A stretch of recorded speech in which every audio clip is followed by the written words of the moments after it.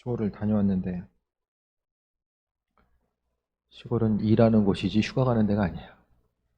이번에 절실히 깨닫고 왔어요. 그냥 일하는 곳이다. 아무튼 그런 것 같습니다. 그래서 아무튼 잘 다녀왔고요.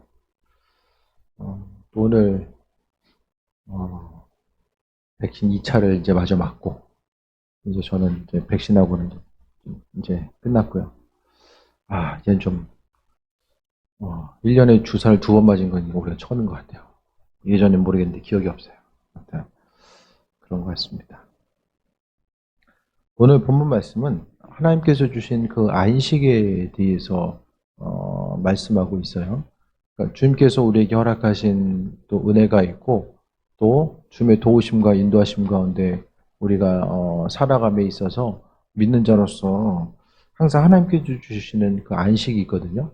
그 안식의 내용들을 이야기하면서 그러니까 주님 주신 평안과 은혜 또 아버지께서 허락하신 그 기쁨과 평안함을 어떻게 누리고 나아갈 것인가에 대해서 오늘 본문은 또 계속해서 말씀하고 있습니다. 마스크를 잘 써주세요. 보셔서 잘 써주세요. 오늘 본문 말씀에 보면 오늘 그 히브리서 3장 7절부터 11절까지가 시편 95편 7절에서 11절까지를 인용하고 있거든요. 그래서 신약의 내용들은 구약의 내용들을 많은 부분이 잘 인용하면서 나아가고 있어요. 그러면서 신구약이 이제 하나로 연결되게 되는데 시편 95편은 안식일 날에 그러니까 이제 안식일이 되면은 그 안식일을 지키기 위해서 먼저 이제 그 신앙 공동체 가운데서 예를 들어서 이제 회당이라든지 그런 그 성전 공동체 가운데서 안식일을 시작하면서 불렸던 시편이 시편 95편의 내용입니다. 그래서 그 시편 95편의 내용을 또 이야기하고 있는데요. 오늘 본문의 큰 전체적인 그 구조를 먼저 보게 되면 7절부터 오늘 본문의 7절부터 11절까지가 광야 시대에 이스라엘 백성들의 불신앙을 이야기합니다. 이스라엘 민족들이 광야 생활 가운데서 하나님 보시기에 합하지 않은 상태로 불신앙을 했다라는 것에 대해서 말씀하고 있고 또 그 다음에 12절부터 14절까지는 불신앙의 결과에 대해서 또 경고하고 있고 또 그 다음에 복음의 진리를 끝까지 붙들 것에 대해서 말씀하고 있습니다. 그러면서 마지막에 이제 15절에서 19절까지는 다시 한번 광야 시대 이스라엘의 사례를 통해서 불신앙에 대한 반복에 대해서 이것을 이제 경계하고 경고하고 있는 내용들을 보게 됩니다. 그래서 전체적인 구조 자체가 이제 세 단락으로 되어져 있어요. 그래서 광야 시대의 불신앙이 7절부터 11절 그리고 15절부터 19절. 그래서 처음 시작과 마지막 끝에 있어서의 단락들은 이스라엘 민족들의 불신앙을 언급하고 있고 그 중간에 있어서의 불신앙의 모습이 있을 때의 경고, 그러니까 불신앙에 대한 그 문제에 대해서 이야기하면서 복음의 진리를 우리가 굳게 붙들어야 된다는 이유 자체. 그러니까 쉽게 말씀드리면은 우리가 복음을 굳건하게 붙들고 또 마음의 중심이 하나님을 향해 있어야지만이 이 땅 가운데 평안과 안식을 누릴 수 있다는 사실을 처음 시작과 마지막. 그러니까 우리가 그 학교 다닐 때도 많이 배웠잖아요. 서론, 본론, 결론. 그래서 본론은 이스라엘 민족들에게 있어서의 12절부터 14절까지가 본론의 내용인 거예요. 하나님 보시기에 합한 자로서 믿음을 어떻게 지키고 나아갈 것인가. 그래서 주님 안에 있어서의 깊은 그 평강과 그 인도하심, 그 은혜와 평강에 대해서 말씀하고 있는데 복음을 전하고 또 설교 말씀을 향해서도 항상 제가 전해드리지만은 우리의 그 시선 자체는 항상 우리의 시선은 하나님 나라를 향해 있어줘야 돼요. 세상에 우리가 종착점이 끝이 아니기 때문에 항상 우리가 운동선수들도 마찬가지죠. 종착점을 향해서 그 시선을 거기다 고정하고 가지 뭐 중간쯤 두고서 뛰는 사람 없잖아요.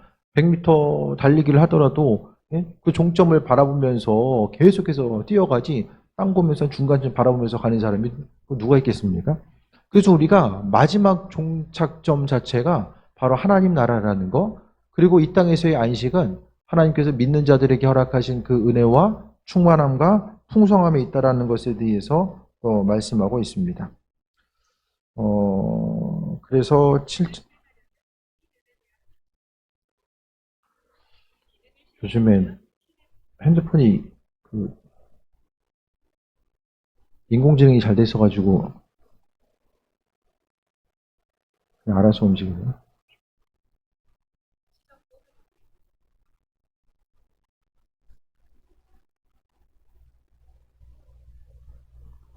네.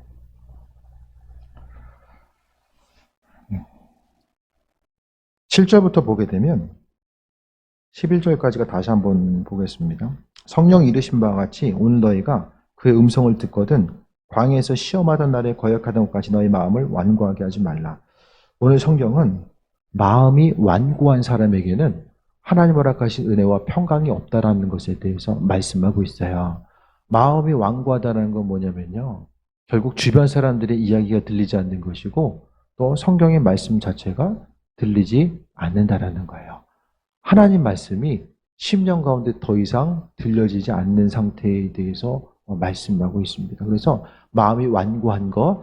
그러니까 성경은 그 잠언이나 전도서에서도 중요한 것은 핵심적인 것은 마음을 지키는 거거든요. 하나님 말씀을 통해서 마음을 지키는 것이 중요한데 그 마음이 하나님의 인도하심이 아니라 내 생각과 관점에 의해서 가득 채워져 있고 그것으로 인해서 마음이 굳어진 상태가 바로 완고함의 상태를 이야기합니다. 그래서 광야에 시험당하는 상태를 바로 완고하다라고 표현하고 있고 마음이 완고한 사람들에게 있어서의 문제는 하나님께서 허락한 영원한 안식과 평안함을 누릴 수 없다라는 거예요. 그래서 오늘 본문은 이제 안식일과 많은 부분이 연결이 됩니다. 하나님 보시기에 합한 자로서 이 땅에서 평안함과 안식을 누리는 것. 하루하루의 삶에 있어서 별일 없는 날이 여러분 1년 중 며칠이나 되십니까? 오늘 하루는 정말 별일이 없어. 마음이 그냥 가끔가다 이렇게 호수 같은데, 호수 보면은, 이렇게 맑은 날에 호수 같은데 가보면은, 물이 이렇게 반짝반짝거리면서, 그냥 조금도 이렇게 물에 요동함이 없이, 작은 물에 그 요동함도 없는 그런 편안한 상태들이 있잖아요. 네. 그러니까 마찬가지로 삶을 통해서 이제 여러 가지 돌아봤을 때에, 그냥 그 잔잔함을 유지하면서 나아갈 수 있는 날들이 그렇게 많지 않은 것 같아요. 항상 외부적인 이런 자극들이 우리의 삶의 여정 가운데 주어지게 되고 여러 가지 이제 환경적인 어려움들이 다가오게 되는데 그런데 중요한 것은 이 땅 가운데 하나님의 평강, 그분의 사랑과 인도하심이 날마다 우리의 삶의 여정 가운데 가득해야 되는데 마음이 완고하게 돼서는 하나님 말씀에 반응하지 않고 마음이 굳어져서는 그 평강을 누릴 수 없다라는 것에 대해서 오늘 본문 가운데 말씀하고 있습니다. 그래서 이스라엘 민족들은 하나님 말씀에 대해서 움직이거나 반응하지 않고 또 광야에서 하나님의 행하신 일들을 보면서도 하나님의 그 시험했던 모습, 그러니까 하나님을 시험하려고 했던 하나님께서 창조주 되심에 대해서 시험하고자 했던 내용들이 광야 가운데 나타나게 되잖아요. 11절에 내가 노하여 맹세한 바와 같이 그들은 내 안식에 들어오지 못하리라 하였다느니라. 그러니까 결국 이스라엘 민족들이 광야 가운데서 삶을 마무리할 수밖에 없었던 이유 자체가 뭐라고 이야기해요? 결국 마음이 완고했기 때문에 하나님 주시는 영원한 안식 가운데 들어오지 못했다라는 사실에 대해서 말씀하고 있습니다. 심령이 완고해지면은 어려움을 경험할 수밖에 없습니다. 그래서 믿는 자로서 참된 안식 자체는 주님 안에 온전한 안식밖에 없어요. 이 땅 가운데 우리가 누릴 수 있는 안식이 아니라 온전히 하나님께서 우리에게 허락하신 은혜와 안식의 모습, 그러니까 이 세상 가운데서도 다른 어떤 방법에 의해서 마음의 평안과 안식을 우리는 얻을 수 없습니다. 성경은 분명하게 그리스도 예수 주님 안에 마음의 기쁨과 평강과 안식. 그러니까 성경은 그 안식일 자체를 아주 중요하게 여기는데요. 안식일을 범한 것에 대해서 또 상당히 이제 의미성을 둬요. 그 안식일은 뭐냐면 하나님과의 관계성 가운데 마음의 중심을 두고 살아가는 것이 이제 안식의 모습이거든요. 하나님을 기억하고 하나님께서 허락하시는 쉼을 누리는 순간이 바로 안식이에요. 그러니까 성경 가운데서 신앙인으로서 우리가 하나님 허락하신 평강과 안식을 누리는 것이 얼마나 중요한 일인가를 또 말씀을 통해서 보게 됩니다. 그러면서 이제 12절부터는 우리가 불신앙에 대해서 이제 성경은 경고하고 있고 복음의 진리를 어떻게 붙들고 나아갈 것인가에 대해서 말씀하고 있어요. 12절 형제들아 너희는 삼가 혹 너희 중에 누가 믿지 아니하는 악한 마음을 품고 살아계신 하나님께서 하나님에게서 떨어질까 조심할 것이요 악한 마음이라는 것은 마음이 완고한 거죠. 그러니까 하나님 말씀이 들리지 않는 거. 그 성향도 이 고집센 사람들이 신앙인으로서 고생도 상당히 많이 하거든요. 하나님은 그 완고하고 고집센 것들을 이제 좀 하나님 보시기에 합한 자로서 쓰시기 합당하게 만드시기 위해서 완고하고 고집이 세면은 또 여러 가지 또 환난과 어려움을 또 경험하게 됩니다. 그것이 아니라 하나님께서 주인 되심에 대해서 소망감 가지고 자기 자신을 복종하고 말씀 가운데 항상 겸손하게 나아가고자 하면 그래도 소망 가운데 좀 고생 좀 덜하고 살아갈 수 있는 것 같아요. 근데 많은 부분에 있어서 스스로 그러니까 하나님께서 우리에게 환난과 어려움을 주시는 것에 있어서의 목적은 주인이 누구인지를 알게 하시는 목적이 가장 크다라고 보거든요. 삶 속에 있어서 너희 주인이 누구냐. 항상 우리는 주인 되심에 대해서 잊지 말고 나아가야 됩니다. 그래서 살아계신 하나님께 첫 번째로 떨어질까 조심해라. 여러분 신앙생활 좀 조심해서 하고 있습니까? 믿음생활 좀 조심해서 하고 계세요? 어떠십니까? 하나님 보시기에 조심해서 살아가고 계십니까?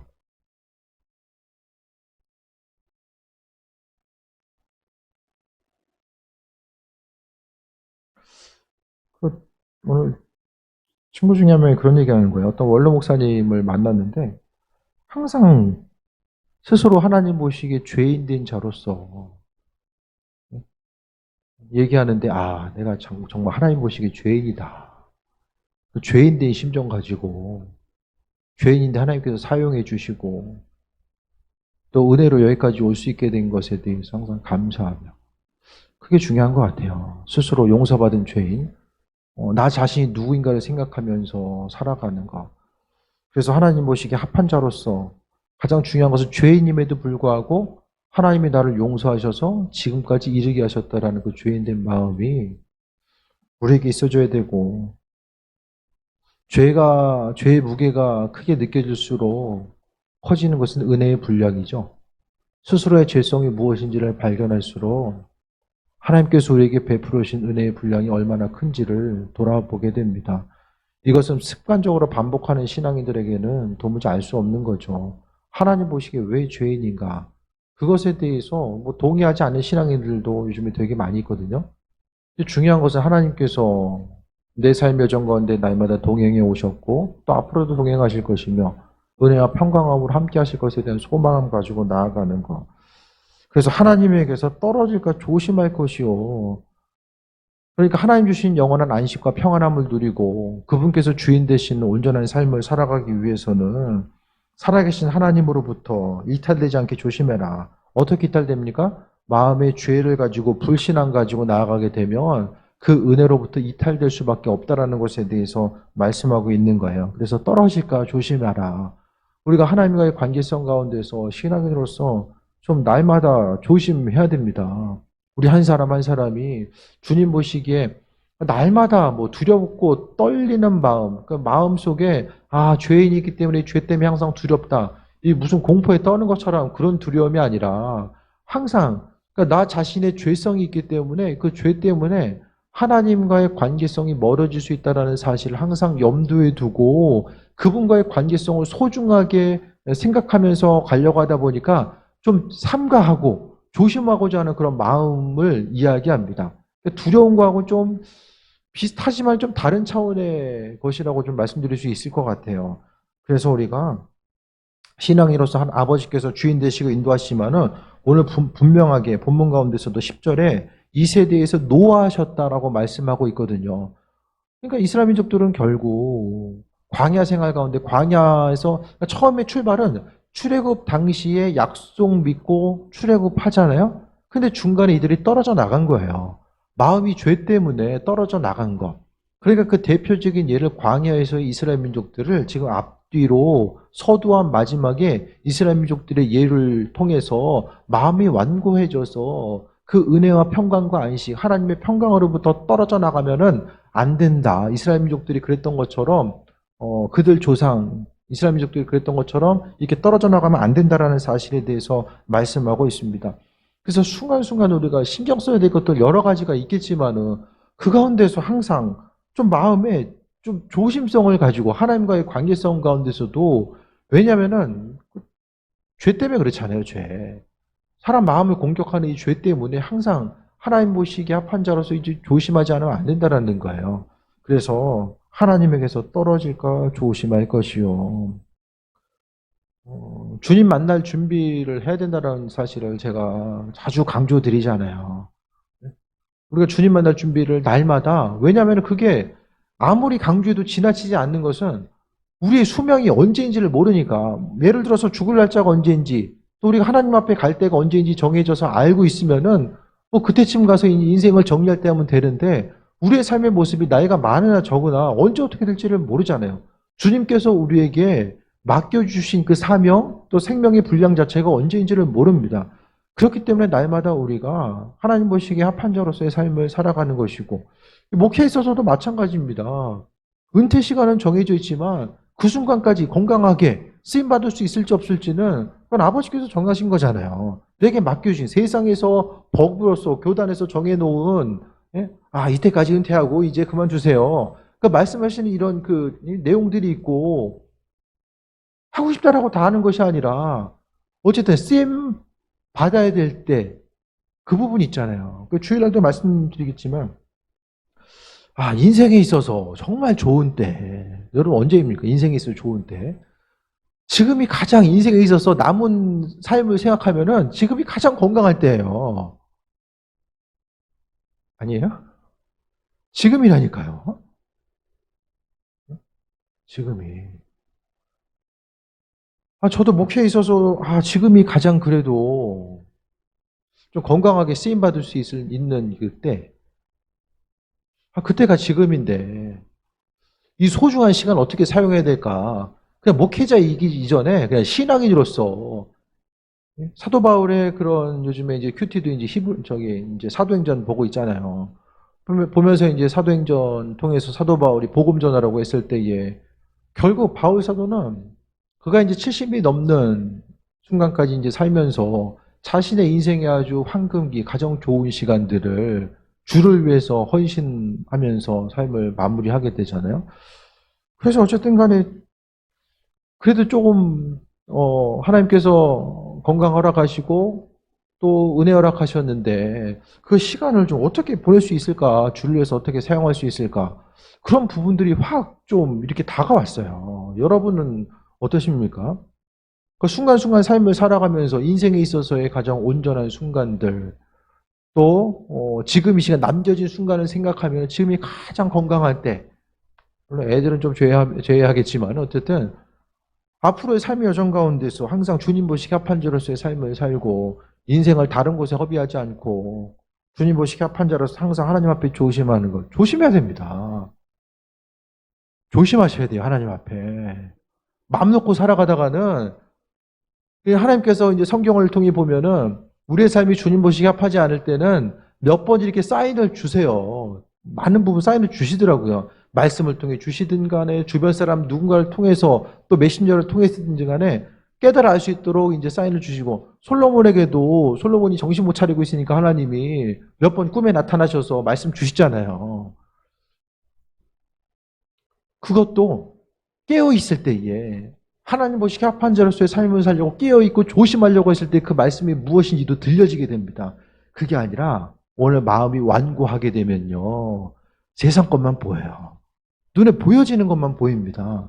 그래서 거기에 조금 더 마음이 중심 두고 그거 소유하기 위해서 하루하루 살면서 하나님 보시기에 합한 자로서의 삶을 살아가는 거. 그러니까 마음속에 우리가 시간이 많이 있다고 생각하면 안 돼요.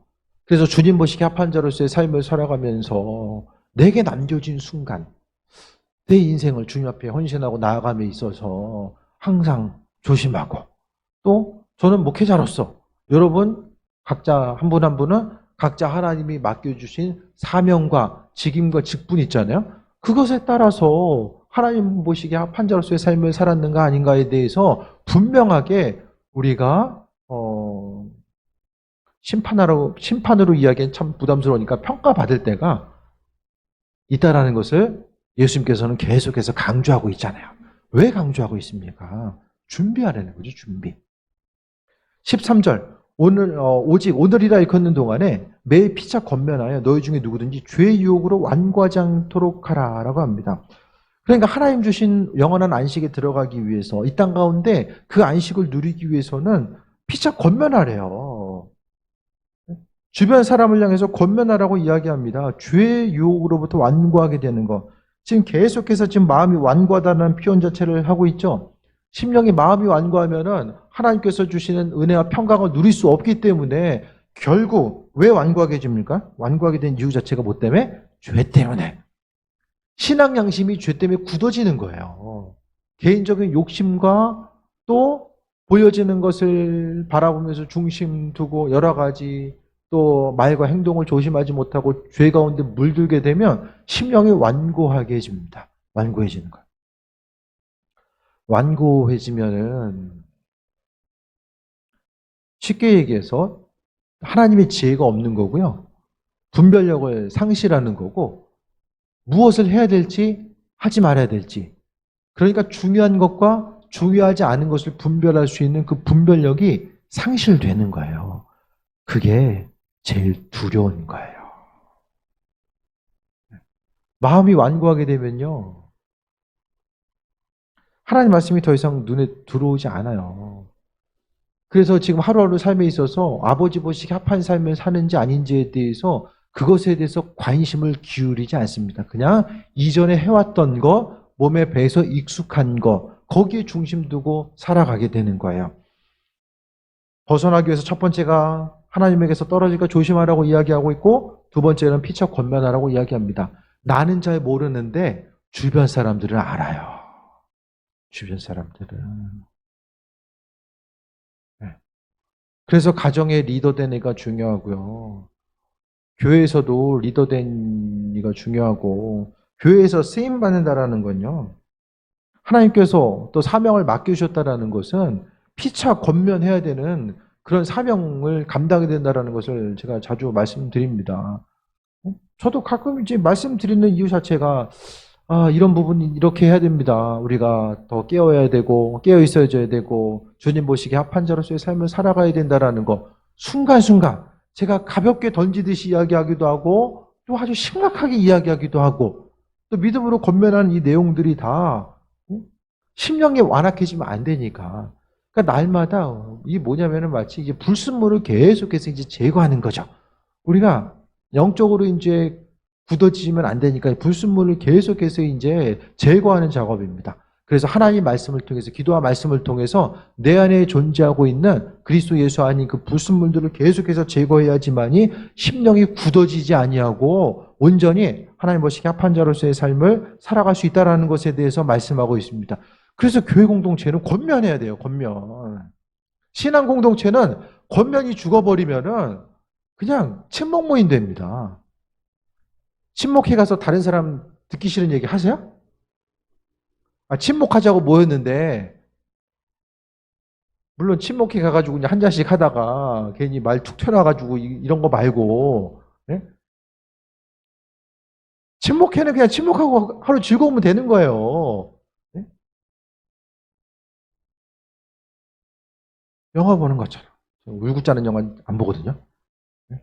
제가 가끔 전에 한번 말씀드렸잖아요. 아니 삶을 사는 것도 이렇게 울고 짤 일들이 많은데 굳이 뭐 영화까지 보면서 이렇게 울고 짜야 될 일이 뭐가 있는가? 저는 그렇게 생각을 해요. 그래서 뭔가 지금 영화도 이렇게 심각한 거 별로 안 좋아하고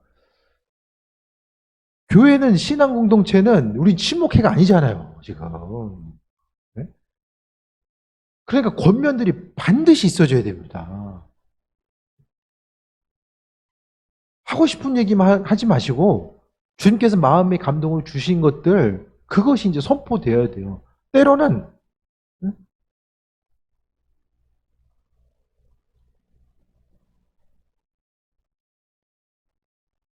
다들 권면을 잘 하셔서 그런지 안 하셔서 그런지 셀모들에다가 시험 받아가지고 교회 못 다니겠어요. 지금까지 그런 적은 없는 것 같아요. 제가 봐서는 권면을 안 하는 건지 아니면은 다들 이렇게 은혜 가운데 이렇게 권면들이 이루어지는지는 뭐 조사를 안 해봤으니까 모르겠지만은 어제 이게 되게 중요합니다. 누군가를 향해서 오늘 본문 가운데서 죄의 유혹으로부터 완고하게 되지 않기 위해서는 피차 권면하래요. 피차.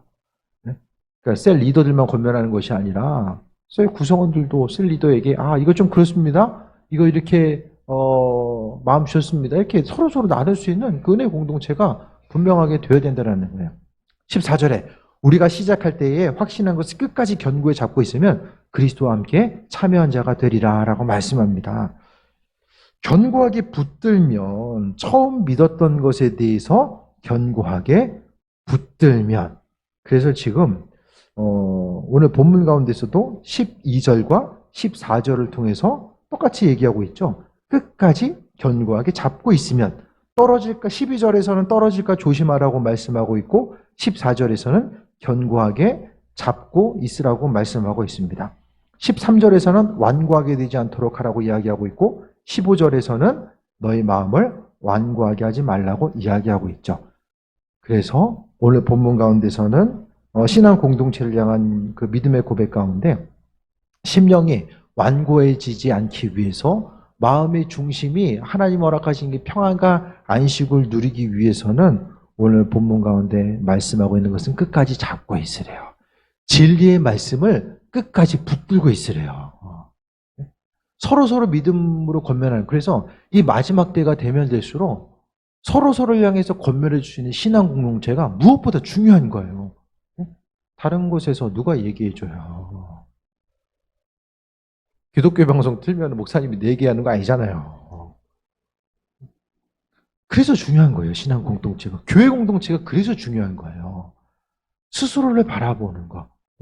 신앙 공동체 가운데서도 참 이게 목회가 외롭고 힘든 게 부목사님은 담임 목사님이 알아서 이렇게 딱 지도해 주잖아요. 그러니까 좀 부담이 좀 덜할 수도 있는데 담임 목회한다는 것은 이제 혼자서 알아서 깨어있지 않으면은 이게 안 되는 상황이거든요. 목사님들도 남의 말 듣는 거 별로 안 좋아해. 안 듣다 보니까. 알아서 말씀 보고, 알아서 깨어있고, 알아서 긴장하지 않으면은 그냥 그대로 그냥 흘러갈 수밖에 없다라는 거예요. 그래서 오늘 본문 가운데서도 강조하고 있는 것이 완고하게 되지 않기 위해서는 다시 한번 봅니다. 12절에 살아계신 하나님에게서 떨어질까 조심하라고 말씀하고 있고 그 다음에 14절에 확신한 것을 끝까지 믿음이죠. 믿음을 끝까지 잡고 있으면 그리스도와 함께 참여한 자가 된다. 믿음 흔들리지 않으면은 그리스도와 함께 참여하는 자 주님께서 허락하신 그 영원한 평안과 안식을 누릴 수 있다는 것에 대해서 말씀하고 있습니다. 삶의 순간순간 시간이 가면 갈수록 세상에 보여지는 것들은 우리에게 있어서의 평안과 안식으로 다가오기보다는 여러 가지 하나의 더 근심거리로서 다가오는 이때에 우리가 잊지 말아야 될 것은 더욱더 하나님의 이끄심과 인도하심을 바라보면서 살아가야 된다는 거예요. 그러면서 이제 16절부터 19절까지는 다시 한번 이스라엘 민족들이 행했었던 그 불신앙에 대해서 반복해서 경고하고 있죠. 그래서 16절에 듣고 경노하게 하시던 자가 누구냐? 모세를 따라 애굽에서 나온 모든 사람이 아니냐? 하나님 말씀에 대해서 알고 있었음에도 불구하고 하나님을 경노하시게 하나님은 사람을 창조하시고 나서 기쁘고 즐거운 날도 있었겠지만은 많은 부분 참 힘들고 사람 때문에 고민하셨던 날들이 더 많으셨던 것 같아요. 17절에 또 하나님이 40년 동안 누구에게 노하셨느냐? 그들의 시체가 광야에 엎드려져 범죄한 자들에게 아니냐? 18절 또 하나님이 누구에게 맹세하사 그의 안식에 들어오지 못하리라 하셨느냐? 곧 순종하지 아니하던 자들에게가 아니냐? 이러보건대 그들이 믿지 아니함으로 능히 들어가지 못하느니라. 다시 정리해서 말씀드립니다. 마음이 완고한 것의 출발점은 믿음이 없는 거예요. 믿음. 하나님을 향한 믿음. 아버지께서 주인 되시고 창조주 되신 것에 대해서 믿음이 없으니까 마음이 완고하게 되죠. 그러니까 믿음이 없으니까 불순종하고 불순종이 반복되다 보니까 마음이 완고하게 되는 거야. 그러니까 완고하다는 것은 내 주인, 내 삶의 주인이 하나님이 아니라 내가 주인 된다는 것을 이야기하는 것과 마찬가지입니다. 그래서 믿음 없음이 불순종으로 나아가게 되고 불순종이 쌓이고 쌓여서 결국 마음이 완고하게 되고 결국 그것으로 인하여서 하나님으로 하여금 분노하게 만드는 것.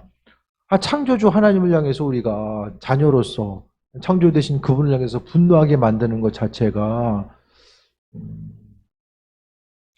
그와 같은 삶의 모습이 정말 안타까울 수밖에 없잖아요. 오늘 말씀을 통해서 다시 한번 좀 정리합니다. 주의하라고 말씀하고 있어요. 조심하고 주의하라고 말씀하고 있습니다. 우리의 믿음의 분량, 내 마음속에 그리스도 예수 주님과 교제하고 동행하는 것. 그래서 항상 우리가 삶을 살아감에 있어서 기도했을 때에 마치 우리가 지난번에 보았던 것처럼 세리가 하늘을 향해서 고개를 들지 못하고 하나님을 향해서 죄인됨에 대해서 고백하면서 겸손한 마음으로 나아갔잖아요.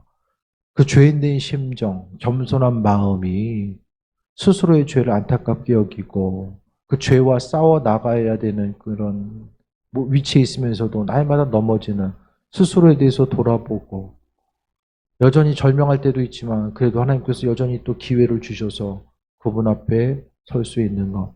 그래서 날마다 삶의 여정 가운데 마음이 완악해지면요. 하나님께서 기도에 대해서 전혀 응답하지 않습니다. 네. 마음의 영적인 교만함이 생기고 또 마음이 완악해지면 하나님으로부터 멀어진 사람이 아니라 그것을 넘어서서 하나님을 대적하는 삶이 될 수밖에 없다라는 거예요. 그래서 우리 교회 공동체에 속한 이들은 항상 조심하시길 바랍니다.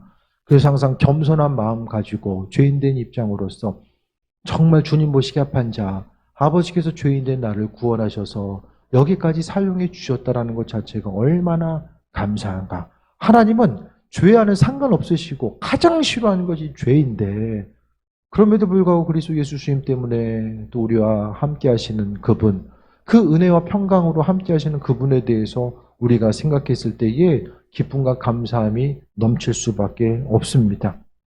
그래서 말씀을 통해서 영원한 안식, 주님 허락하신 그 영원한 평강과 안식 가운데 있어서 핵심은 마음이 완고하지 아니하고 항상 겸손한 자로서 주님 앞에 나아가고자 하는 모습이 있어져야 되고 그게 되기 위해서는 말씀드렸던 것처럼 주변 사람을 향해서 권면하고 처음 가졌던 마음, 믿음의 분량, 그것에 대해서 항상 기억하면서 가는 것입니다.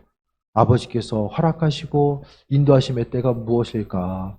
내가 지금 주님 처음 만났을 때 그 온전한 믿음을 가지고 나아가고 있는가? 신앙생활도 마찬가지죠.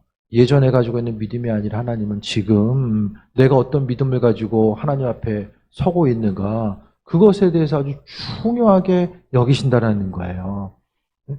처음에 가졌던 마음과 믿음 가지고 내가 여전히 마음과 생각이 변하거나 변질되지 아니하고 항상 예전이나 지금이나 지난주에 말씀드렸잖아요. 동일하게 주님 보시기에 합한 자로서 아버지께서 쓰시고자 하셨을 때에 그래도 가장 먼저 떠오르는 한 사람, 광양교회 가운데서 하나님께서 일하고자 하셨을 때에 정말로 제일 먼저 생각나는 그 한 사람이 누굴까? 그런 것에 대해서 다시 한번 좀 소망함 가지고 나아가는 거예요. 주님 보시기에 합한 자, 항상 주님 앞에 겸손한 자로서 주님 내가 여기 있습니다. 다른 누군가가 아니라 믿음 생활하는 거 내가 죄인임에도 불구하고 주를 위해서 작은 것이다라고 할지라도 헌신할 수 있고 그리스도 예수를 위해서 살아갈 수 있는 것 자체가 얼마나 큰 은혜인가라는 사실을 돌아보게 됩니다. 시간이 흐른다라는 것을 보면서 여러분 무슨 생각하십니까? 점점 더 이제 시간이 빠르게 지나가잖아요. 그래서 올 한 해도 보게 되면 이제 9월부터 보면 9월, 10월, 11월 이제 올해 회기도 이제 3개월이면 다 이제 지나가게 되는데 시간이 흐름에 따라서 여러분은 무엇을 느끼는지 모르겠지만은 저는 올 한 해에 대해서 또 이제 지나가는 이때에 주님 앞에 설 때에 대해서 순간순간 점검하는 거예요. 아버지 앞에 설 때에 대해서 점검하고 털어버릴 것은 털어버리고 취해야 될 것은 취하고 또 서두에 말씀드렸던 것처럼 내 남겨진 삶의 여정 가운데 하나님 보시기에 합한 자로서의 얼마나 합한 삶을 살아갈 수 있을까.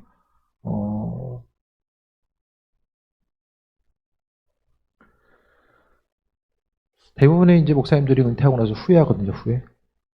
목회를 잘 하신 분도 후회하고 뭐 잘하고 잘못하고는 뭐 하나님께서 판단하시겠지만은 누구나 다 후회해요. 후회. 안 하시는 분이 없는 것 같아요. 네. 하나님께서 합하게 주신 것들, 그러니까 직임 모든 직분 하나님께서 믿어주셔서 우리에게 주신 거잖아요. 믿어주셔서. 그 믿음에 응답하고 합한 자로서의 삶을 살았는가. 마지막에 주님 앞에 섰을 때에 지난 날을 돌아보면서 안타까운 거 후회하면은 그 무슨 소용이 있습니까? 이미 다 지나간 건데. 은퇴하고 나서 내가 현역에 있을 때에 이렇게 했어야 되는데 그게 정말로 좀 마음의 어려움으로 순간적으로 다가올 수 있잖아요. 그래서 목회하면서도 세상적인 시간이 좀 더 많이 남겨진 분들이 있고 그렇지 못한 분들이 있잖아요. 그래서 시간이 좀 많지 않는 분들을 향해서 그런 분들이 주님 마음에 합한 자로서 마지막까지 삶을 어떻게 마무리하고 달려갈 수 있을까? 그런 것들에 대해서 어떻게 기도하고 어떻게 믿음으로 권면하고 나아갈 수 있을까? 그런 부분들이 항상 좀 마음의 고민거리로 다가올 때가 있는 것 같아요. 저 자신의 신앙의 여정, 목회 여정뿐만 아니라 또 교회 공동체로서 하나님께서 맡겨주신 직임이 있기 때문에 함께 주님 보시기 합한 자로서 끝까지 이 달려가야 되는 오늘 본문 가운데서 피차 권면하라고 말씀하고 있잖아요. 주님의 음성대로 우리가 또 가정 내에서 또 교회 내에서 여러분이 속한 곳에서 하나님께서 어떤 권면에 대해서 마음에 감동 주셨을 때에 주께서 나를 사용하셔서 옆 사람에게 누군가에게 이야기하고자 하시는구나. 그것도 아주 주의하게 또 쓰임 맞는 거잖아요. 하나님은 내가 알아들을 수 있도록 여러 가지 방법에 의해서 말씀하시는데 교회 공동체 가운데서 우리가 영성이 살아있어서 하나님께서 주시는 그런 메시지가 서로서로 공유가 되고 서로서로 믿음의 공동체에서 떨어져 나가지 아니하고 정말 떨어질까 조심하라고 하셨던 이 말씀, 떨어지지 않기 위해서는 피차 서로서로 권면하라고 하셨던 그 음성에 귀를 기울이며 서로서로를 돌아보면서 나아가고자 했을 때에 주님 보시기 합한 자로서의 삶을 살아가고 믿음의 공동체 가운데서의 온전한 안식을 누리게 될 줄 믿습니다.